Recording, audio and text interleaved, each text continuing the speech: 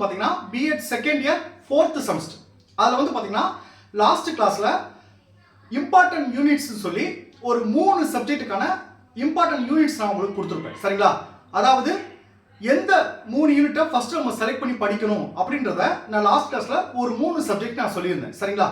இந்த கிளாஸ்ல பாத்தீங்கன்னா அந்த யோகா உடல்நலம் மற்றும் உடல் கல்வி அந்த சப்ஜெக்ட்டுக்கும் அந்த எலக்டிவ் பேப்பருக்கு பாத்தீங்களா அந்த சப்ஜெக்ட்டுக்கும் முக்கியமான 3 யூனிட்ஸை எந்த யூனிட்ஸை ஃபர்ஸ்ட் நம்ம செலக்ட் பண்ணி படிக்கணும் அப்படின்றத நான் சொல்ல போறேன். சரிங்களா? நான் சொல்ற அந்த 3 யூனிட் வந்து கம்பல்சரி உங்களுக்கு 10 மார்க் வரும். அந்த 3 யூனிட் வந்து பாத்தீங்கன்னா படிக்கிறதுக்கு கொஞ்சம் ஈஸியா இருக்கும், சீக்கிரம் முடிக்கிறதுக்கு உங்களுக்கு உதவியா இருக்கும். சரிங்களா? அதை பத்தி தான் நான் சொல்ல போறேன். அதை சொல்றதுக்கு முன்னாடி நம்மளுடைய BEd second year 4th semester கிளாஸ்ல புதுசா ஜாயின் பண்றதுக்கு நிறைய பேர் கால் பண்றீங்க.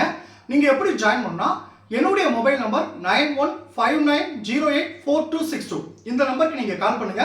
நம்மளுடைய கிளாஸ்ல நீங்க எப்படி ஜாயின் பண்ண சொல்லி நான் உங்களுக்கு டீடைலா சொல்லிடுவேன். அதே மாதிரி புதுசா ஜாயின் பண்ணவங்களுக்கும் நான் இதுவரைக்கும் நடந்த அந்த பழைய கிளாஸ் நோட்ஸ் எல்லாமே நான் அனுப்பிச்சு வச்சிருவேன். சரிங்களா? அதே மாதிரி நான் 4th செமஸ்டர் ஆரம்பிக்கிறப்ப நான் ஒரு முக்கியமான விஷயம் சொல்லியிருப்பேன்.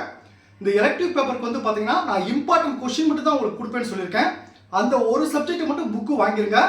கடைசி நேரத்தில் வாங்கணும்னு நினைக்காதீங்க, அந்த புக்கு கிடைக்கிறது கஷ்டமாயிரும். ஸோ இப்பவே வந்து பாத்தீங்கன்னா நீங்க என்ன பேப்பர் எடுத்துக்கீங்களோ அதுக்கான புக்ஸை வந்து நீங்க வாங்கிருங்க. மற்ற 4 சப்ஜெக்ட்டுக்கு நீங்க புக்கு வாங்க தேவையில்லை, நானே உங்களுக்கு நோட்ஸ் அனுப்பிச்சிருவேன். சரிங்களா?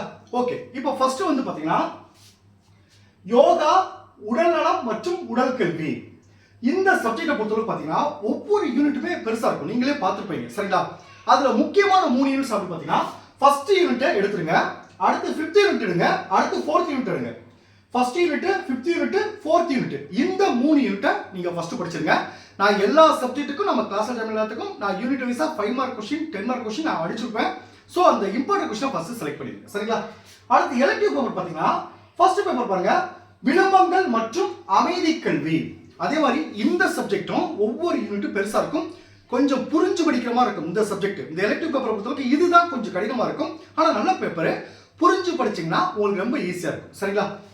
ஸோ இந்த சப்ஜெக்ட் பொறுத்தளவுக்கு யூனிட் 4, யூனிட் 5, யூனிட் 2 இந்த 3 யூனிட்டை ஃபர்ஸ்ட் செலக்ட் பண்ணி படிச்சிருங்க. சரிங்களா? அடுத்து பாருங்க, மனித உரிமைகள் கல்வி. மனித உரிமைகள் கல்வி இந்த சப்ஜெக்ட் பொறுத்தளவுக்கு யூனிட் 1, யூனிட் 2, யூனிட் 5 இந்த யூனிட்டை ஃபர்ஸ்ட் செலக்ட் பண்ணுங்க. Unit 1, unit 2, unit 5.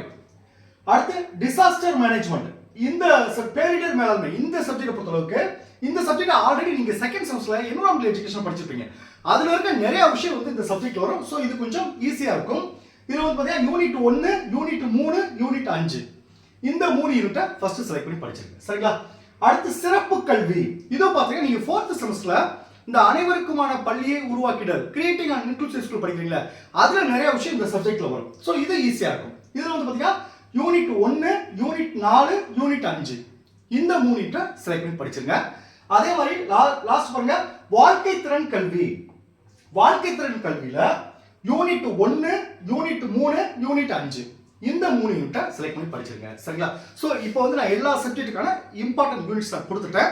அதே மாதிரி எல்லா சப்ஜெக்ட்டுக்கும் நான் important 10 mark question 5 mark question already upload பண்ணியிருக்கேன்.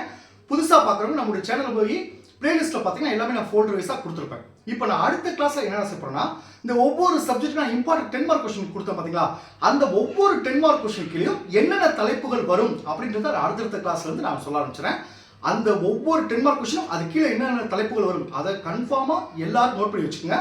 நம்ம கிளாஸ் ஜெனரலுக்கு நான் பிடிஎஃப் அனுப்பிச்சிருவேன். ஸோ புதுசாக பார்க்கலாம் அதெல்லாம் நோட் பண்ணி வச்சுங்க.